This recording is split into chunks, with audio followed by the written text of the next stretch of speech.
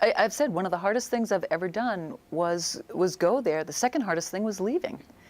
And I felt like, you look at the situation that you're leaving after a year and go, oh my God, what if the fighting starts again? And, I could do so much more if I stayed here. And everything you do is so important. Right. That, there's a huge selfish reward that comes from that.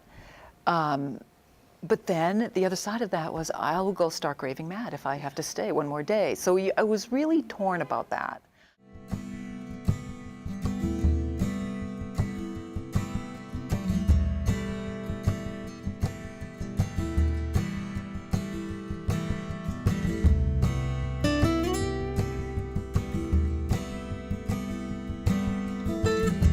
Linda, this is so exciting to get a chance to talk with you or your visit here in our region and to have a chance to talk with you about your new book. I understand it just won Book of the Year in your profession. And it did. Let's talk a little bit about your profession, how you got started with this whole endeavor, I guess. In nurse midwifery? Yep. Yes. Yep. I was a registered nurse. I knew from a young age that I wanted to be a nurse. I was always a caretaker and knew that that was a profession where I could go all over the world with it, and you can go in so many different specialties. So started right from high school and went directly to nursing school. So that I was always clear about that. The other thing I was really clear about was that I wanted to live in Africa. Or work there anyway. And I wanted to do it soon, before I got a house and kids and all that. So applied to the Peace Corps right from nursing school when I was 21. And got married, went together with my husband, and was in Malawi, Africa. Wow. And I was doing a public health nursing there and working with the midwives in the job that I was in public health, and realized that, as I tell people, it's not so much I realized I wanted to be a midwife then, it's when I realized that's what I was. and okay, explain that. What does that mean? It's, I just knew that this is what I needed to do with my life. For several different reasons. In a developing country, public health is maternal child health. Right. The biggest killer of women in developing countries is childbirth. The services for pregnant women and delivery and, infant care is scant and completely inadequate. Nutrition's terrible. I mean, there's so many problems and lack of services that I thought, wow, I was good at it. I was good at addressing those issues with women. I had my first baby there. Oh. Yes, I had my first baby when I was in Peace Corps in Malawi.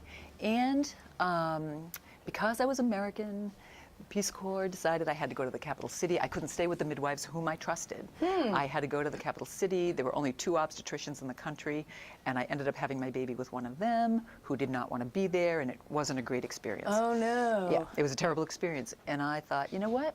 This is how most women in the United States have their babies. And I felt like I'm going home and I'm changing the system. I'm going to work to change the system. About what time period was that? That was 1980. Yeah, the early 80s. I mean, I came home from Africa in 1981, went back to graduate school, and became a nurse midwife. And really, since then, have pretty much devoted my career to improving health care for women in this country. We have a lot of health care available. Right. It's not always in women's best interest. Right. I mean, I can talk forever about though lots of issues now we have in our country here, but then at one point in my career, my children were grown, I had gotten divorced. I have a very comfortable practice in a small town in Maine. Can comfortably live there forever, but was feeling like I needed to do something more with my skills. I had lived overseas before. I was pretty disgusted with the politics in this country and the healthcare situation in this country, and felt like I wanted to go where my skills were acutely needed. Right. And so I took a year's leave of absence, applied to work with Doctors Without Borders, an organization I've always admired, always wanted to work with, and said, I've got this year, send me where you need me. And that's how I ended up in this small village in Congo. So where did you, you know, you started right out of high school to go to be a nurse, and you had this vision of being a midwife or being in a nursing career. So where was home? Where did you start? I grew up in a small town in Massachusetts. Okay. Yep. And knew that was not where I wanted to live. You know, I didn't have a super happy childhood, and just felt like I wanted to get away from there. And you know, had this wanderlust. You know, I always wanted to travel. I always wanted to go to some exciting place. And as I've said, I think it comes from watching Wild Kingdom as a kid. I really do. I remember sitting there watching that going, yeah. I'm going there. Right. You know, and so just never wanted to be an old woman that sat there and said, I wish I did it when I was younger. Right. So I went, I'm not going to be that person. I'm going now. Yeah. So you knew you wanted to go to Africa, and here now, so many years later, after those Peace Corps, you had like 2 stints in the Peace Corps, is that right? one stint in the Peace Corps, another stint overseas. Okay. We had come back, gone to graduate school, had our children. My husband went back to graduate school, and we thought before we settle down, we wanted one more adventure. And we were living in Connecticut, where it was the pace of life was really intense. We thought, our kids are young. We wanted to go to a place with it was slow, and we had time to really sit and be with our kids. Right. So we went to Samoa, American Samoa. And I started a midwifery practice there, and we spent 2 years on a little island in the South Pacific. It was great. Oh, that does sound great. Yep, that was an adventure. So that was my other overseas experience. Okay. But that was not Peace Corps. Not Peace Corps. Okay, so this book is fascinating because it's literally letters. It says, Sunday morning, Shamwana. Right. Right? Midwife's letters from the field. Yeah. So this is actually letters you wrote? It is. I went at a time when my mother was elderly. My children were grown and on their own, but weren't really happy about me going away for a year. And so I reassured them that somehow I would let them know once a week I was okay. They were worried about me going to a country that was at war. I mean, understandably, but I felt like, okay, this was the rationale I gave them. If you were being hunted in the bush and hiding for 10 years, wouldn't you be hoping someone was coming to help? You know, why should we say, oh, I can't go there because that's too, they need us too much, you know? And I felt like if I'm capable of going, then I have a responsibility to go. So I said, you know what, you just take care of yourselves for a year. That's all I'm asking you to do, and I'll somehow let you know once a week at least I'm okay. Right. I got there thinking I was going to write letters home once a week. Right. Got to Congo, learned a lot about this country that I, you know, thought I knew about, but really didn't.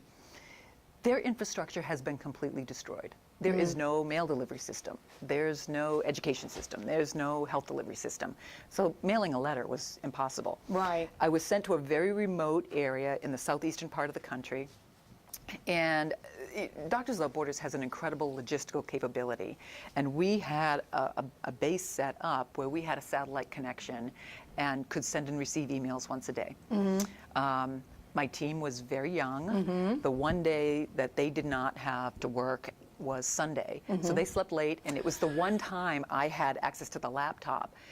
And the stress was so intense that I, on Sunday mornings, was writing as fast as I can all the things that happened during the week. Because all of us with our different specialties, I was on a team of 7. We all had a different specialty, and all of us were dealing with such stressors that we didn't have anything to offer each other for support. Right.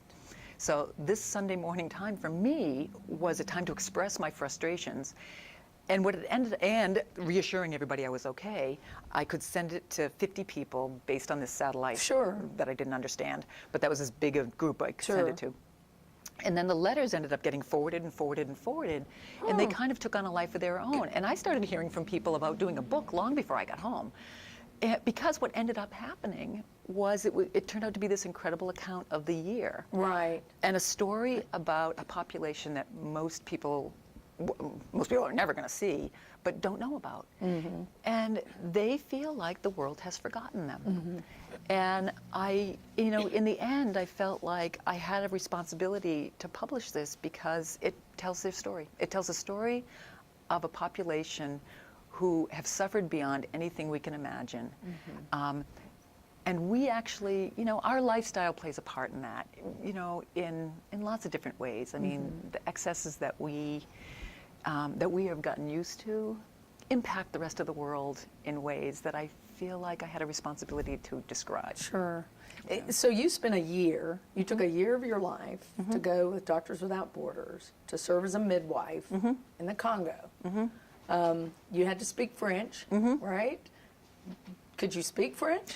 I thought I could speak well enough when I went. I mean, I had to pass 3 French exams, and I thought my skills are fine, but oh my God, when I got there, there's so many aspects to language that I hadn't considered until I got there. You're completely stressed with what you're seeing. The suffering that I was witnessing was beyond anything I imagined. It's hot. You're physically uncomfortable. Right. Everybody's accent is different. If someone spoke perfect Parisian French very slowly, I was fine. Right. Right. I couldn't even, people from all these different European countries, when they were speaking French wasn't their first language either. I couldn't understand a word they were saying. Because they had a different accent. Right, because they had a different accent. The Congolese, our national staff, their first language was a tribal language. Most spoke Swahili, but tribal languages that had their own accents. I couldn't understand anything. And the more I panicked about it, the worse it was. I write a lot about the struggling with the language. But out of that, let me tell you, I learned a lot about the difference between language and communication. And, I'm very expressive and I could get my point across, but when you're dealing with a medical emergency, it was critical to be able to communicate. So I hired a tutor. Every evening we sat there and he would go over, and I just worked hard at it. And when English isn't an option, when your native language isn't an option, the learning curve is much steeper. Yeah, I'm sure. So let's talk, because I could just talk to you forever about this, but I really want to talk about some of the folks. There's some really interesting people in your book. Are there, and you could talk about each one, I know, in detail, but are there 3 people that just really stand out from this trip for you? Oh my goodness. Yeah, I mean, I'll tell you, for the national staff that I worked with, I loved so much. When I looked at the hardships that they had to endure, I hardly met anyone who hadn't had a family member killed in front of them. The abuse and the torture that they endured was beyond comprehension. That alone was too much to absorb for me. And my job was to train some of the local staff in how to deal with obstetrical complications. And the 2 midwives, the 2 local midwives who were there when I got there, Geraldine and Beatrice, who I dedicated the book to, who I worked most closely with, my admiration for them was off the scale. They worked 7 days a week, day and night, always kind and always good to the women that they were taking care of. I learned so much from them. And they, their lives were really, really hard. So, my heart embraces them, and there's no way to be in touch with them. There's no way to communicate with them now. No, and so saying goodbye to them was very difficult. And the other person I think was this man named Mario, who was one of our drivers, who wanted me to marry him, who wanted me to stay there with him. And there's this whole little subplot love story that goes, that kind of, I was going to ask you about Mario. Yeah, and lots of expat women get marriage proposals because they see it as a ticket out. So if you marry me, you can take me back to the United States. And but Mario wanted me to stay there with him. It was very different.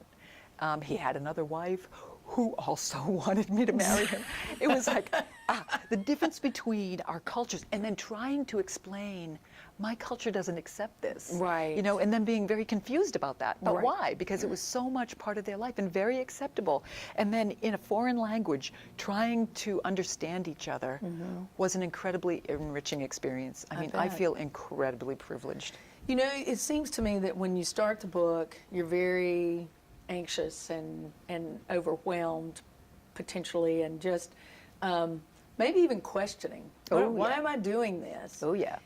But at the end of the book, you have had this life-altering experience that seems like you just couldn't hardly leave. Yeah. It was very difficult to leave. It was. I've said one of the hardest things I've ever done was go there. The second hardest thing was leaving. And I felt like, you look at the situation that you're leaving after a year and go, oh my God, what if the fighting starts again? And I could do so much more if I stayed here. And everything you do is so important. Right. That there's a huge selfish reward that comes from that. But then the other side of that was I will go stark raving mad if I have to stay one more day. So I was really torn about that.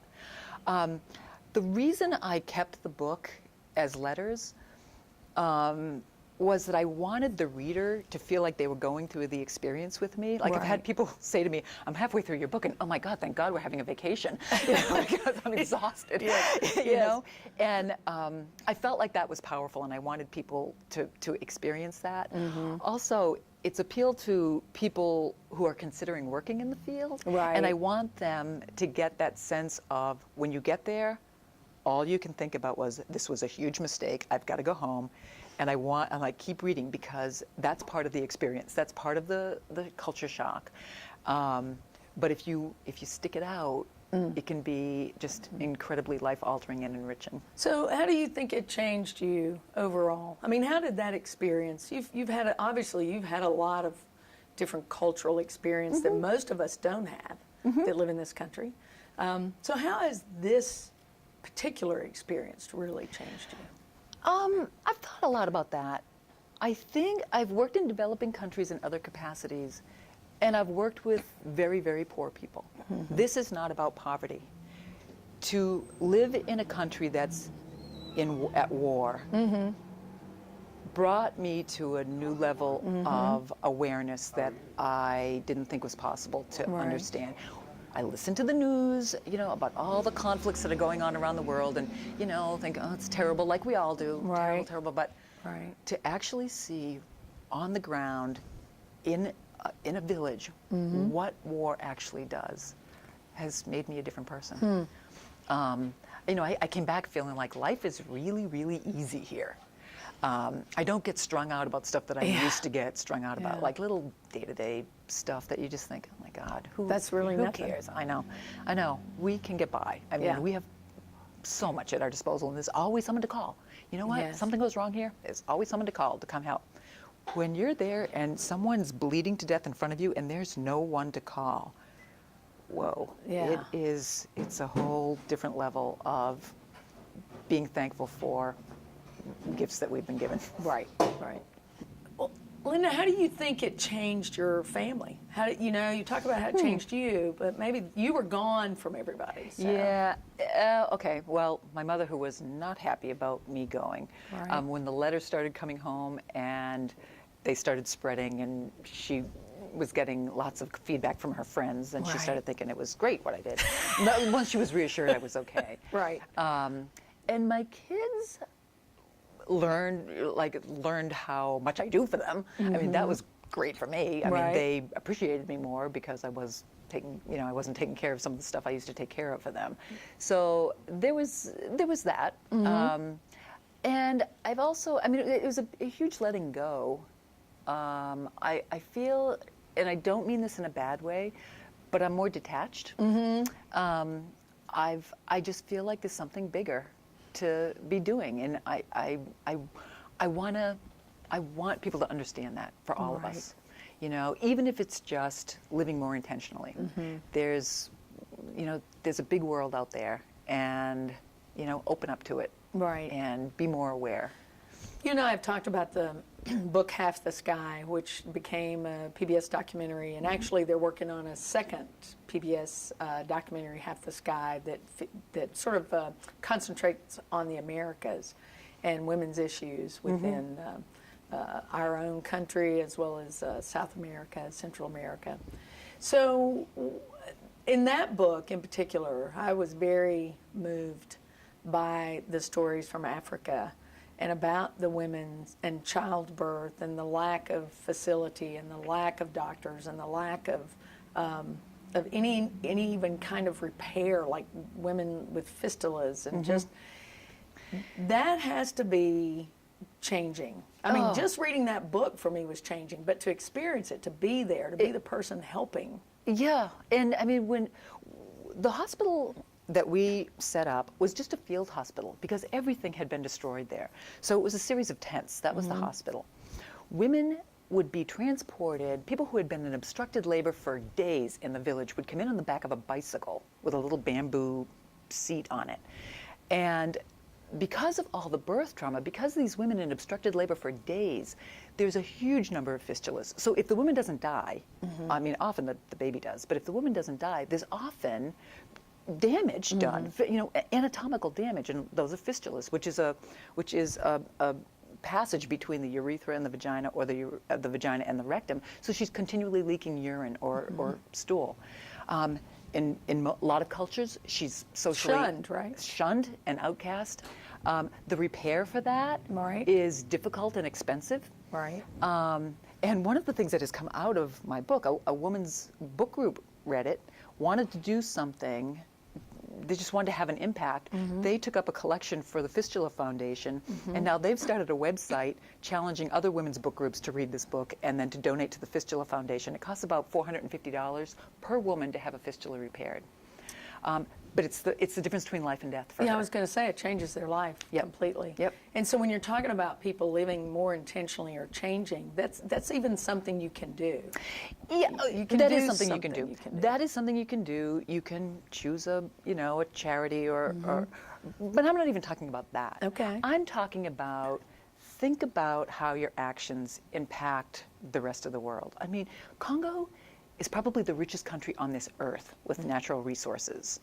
And the Congolese people have done nothing but suffer for it. You know, the suffering started when the automobile was developed and they needed rubber for the tires. And that's when all the atrocities with dismemberment started in the rubber plantations. Right. So there's that. And then there was the uranium for the bombs in World War II that were taken from Congo. And now it's the mines, you know, it's copper mines, it's minerals for electronics, you know, that we use and throw out. Right. You know, it's just being intentional, understanding what we do, how our conveniences impact cultures that are suffering for it. Right. So that makes sense. That makes sense. Just being intentional with your purchasing and with your lifestyle. Yeah, and don't waste things. Right. Yeah. So what's next for you then? You know, I'm not sure if I mean I have a good life. I have a wonderful practice in Bar Harbor, and I love what I do. If anything comes from this book, I would love it to go back to this village, because I feel like every rich thing that they have has been stolen from them. So if something comes from their stories, I'd love it to go back to them. Most of the women don't go to school. They have nothing to look forward to except pregnancy, which is often a death sentence. And if the women in this village could be educated a little bit, and I'm not even talking about reading and writing, I'm talking about learning how to sew or how to make soap or something that could give them a little bit of an enterprise that would improve their lives a little bit. That's a pipe dream, that's way out there, but I mean, I could see that in the future. But I'm very devoted to caring for women here too. You know, we have a large population in this country who are suffering and are underserved. Right. And I want women to, recognize the rights and the power that they have. So I'm working toward that too. Are there more women choosing to use a midwife? Every year there are more women who have their babies with a midwife. But obstetrics is only about a third of what I do. We take care of women through all aspects of their life. So we do primary care and contraception and gynecological care, and just treating women in a way that is respectful and honors their uniqueness. And I feel like the more women get exposed to that kind of treatment, the more women are going to expect it. Right. And that's what needs to happen. In our medical system, women are abused in our medical system all the time, and they've gotten used to it, and they take it for granted. That needs to change. Yeah. I mean, I've got plenty of soapboxes I can get on, but I don't know how much time we have. So will you go back here? Will you go I would back? love to. I would love to. I'm not sure how that will happen. Like I said, you can't travel in Congo. Right. And that was one of the horrors of saying goodbye. you can't go back, really. Yeah. So it would take some doing, but I mean, it's a fantasy of mine going back. And where can folks find your book? We've just got about a minute left. How are we going to make sure they can get this? It's on Amazon. It is available through the website, which is www.lindaorsirobinson.com. It's available locally in the Foxleaf bookstore, which is an independent bookstore here. Great. All right. Well, I just wish you the best. This is just a wonderful opportunity to have you here in our community. We're glad you made the trip down south, and just really appreciate you sharing your story. It's a beautiful, beautiful book. Thank you. And I wish you the best. Thanks.